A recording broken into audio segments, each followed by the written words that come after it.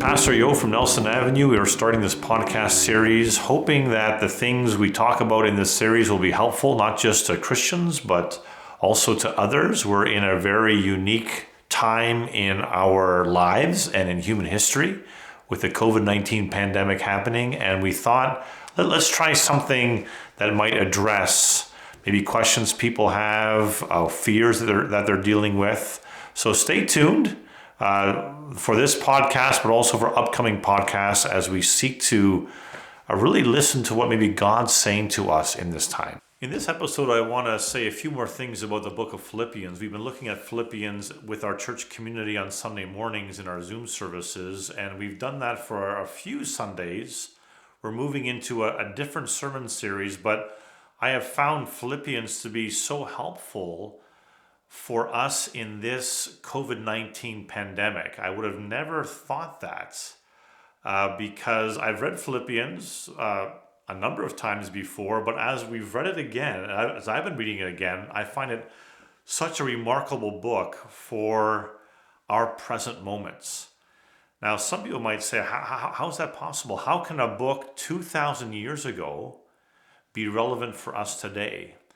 And as I think about what's going on in the author's life and also in the first century as he's writing and in our day, I make at least three similarities between Paul the writer and Philippians and us in this COVID-19 pandemic. So first of all, for the author of Philippians, it felt like, I'm sure for some people in the first century, although Paul's talking about Jesus and Jesus is the Lord, he's the King, it doesn't look like Jesus is in charge of the first century. It looks like the Roman Empire is in charge. It looks like the emperor in Rome is in charge.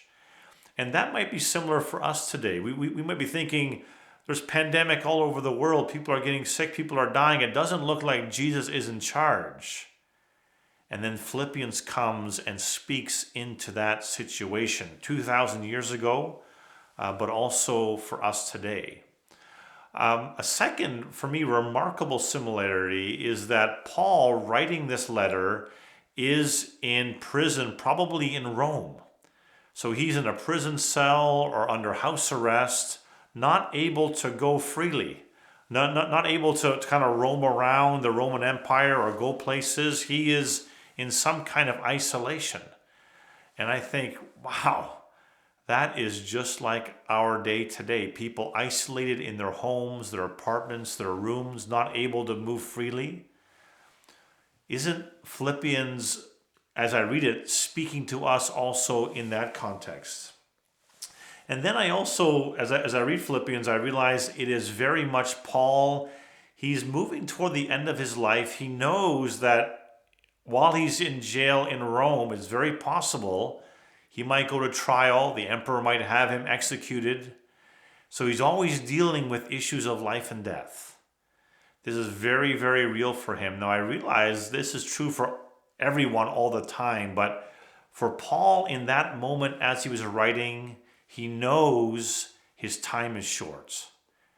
And for us living today, we know that for many people, their time is short, or they're worried, is my time short?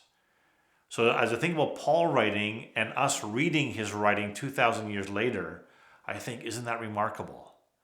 He's in an empire that seems to be in charge. For us, the virus seems to be in charge. He's in some kind of imposed isolation, as many of us are. And he's always wrestling in this letter with the issues of life and death, which is very much like our day.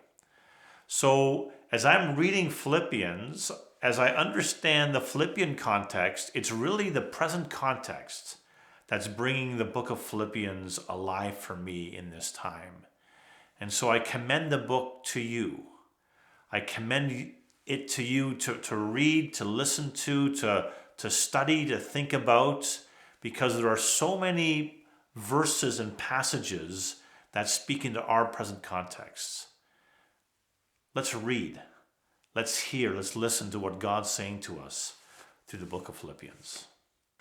This is Paul speaking a word to the church in general, And he says, I'm pleading, this is chapter 4, verse 2, I'm pleading with Euodia and I'm pleading with Syntyche, these two women in the church, to be of the same mind in the Lord.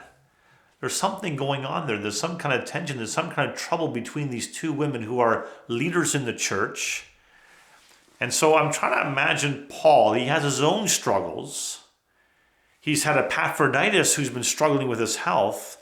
He's got a church in Philippi, wonderful church, but they also have their own struggles. It's like struggle upon struggle upon struggle.